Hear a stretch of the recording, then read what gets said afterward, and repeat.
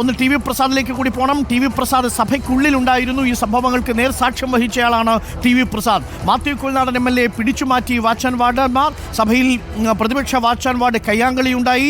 പ്രതിപക്ഷ ബഹളത്തെ തുടർന്ന് സഭാ നടപടികൾ വേഗം പൂർത്തിയാക്കി നിയമസഭ ഇന്നത്തേക്ക് പിരിയുകയായിരുന്നു. ടി വി പ്രസാദ് സഭയിൽ നിന്ന് കണ്ടത് നാടകീയമായ രംഗങ്ങളാണ്.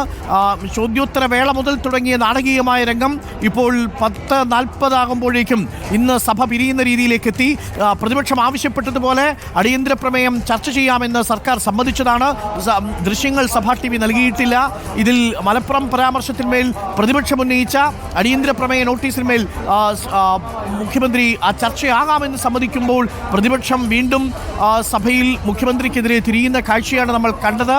ഇതിൽ പ്രതിപക്ഷത്തിന് അടിയന്തര പ്രമേയം ചർച്ച ചെയ്യാൻ താല്പര്യമില്ലാത്തത് കൊണ്ടാണ് ഇങ്ങനെയൊരു സംഘർഷമുണ്ടാക്കിയതെന്നും ഒളിച്ചോട്ടമാണെന്നുമാണ് പാർലമെന്ററി അഫയേഴ്സ് മന്ത്രി MB രാജേഷും പറഞ്ഞിരിക്കുന്നത്. അടിയന്തര പ്രമേയത്തിന്മേലുള്ള ചർച്ചയുടെ സാഹചര്യം നഷ്ടപ്പെട്ടിരിക്കുന്നു. ഇനി ഈ വിഷയം നാളത്തേക്ക് എടുക്കുകയും സാധ്യമല്ലല്ലോ ടി വി പ്രസാദ്.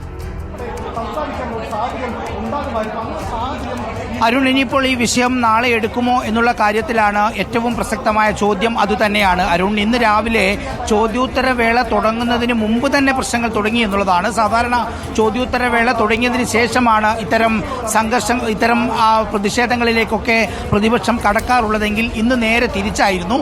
അതായത് നക്ഷത്ര ചിഹ്നമിട്ട ചോദ്യങ്ങൾ നക്ഷത്ര ചിഹ്നമിടാത്ത ചോദ്യങ്ങളാക്കി എന്ന് സ്പീക്കർക്കെതിരെ ഗുരുതരമായ ആരോപണം ഉന്നയിച്ചുകൊണ്ടായിരുന്നു VD സതീശൻ ഇന്ന് സഭയിൽ തുടങ്ങിയത് തന്നെ.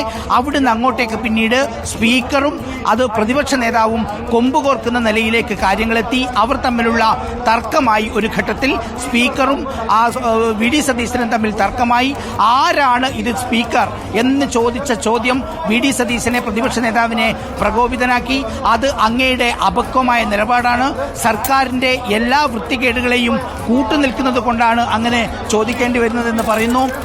MB രാജേഷ് ഇപ്പോൾ ഇവിടെ വാർത്താ സമ്മേളനം നടത്തുന്നതിന് വേണ്ടി എത്തിയിട്ടുണ്ട്. തുടങ്ങുന്നതുവരെ നമുക്കുണ്ടായ കാര്യങ്ങൾ പറയാം. അതിന് പിന്നാലെ രണ്ടുപേരും വലിയ തോതിലുള്ള തർക്കത്തിലേക്ക് മാറി. പിന്നീട് പ്രതിപക്ഷ നേതാവിന്റെ പരാമർശങ്ങളെല്ലാം സഭാരേഖകളിൽ നിന്ന് നീക്കുന്നു എന്ന് സ്പീക്കർ പറയുകയും ചെയ്തു.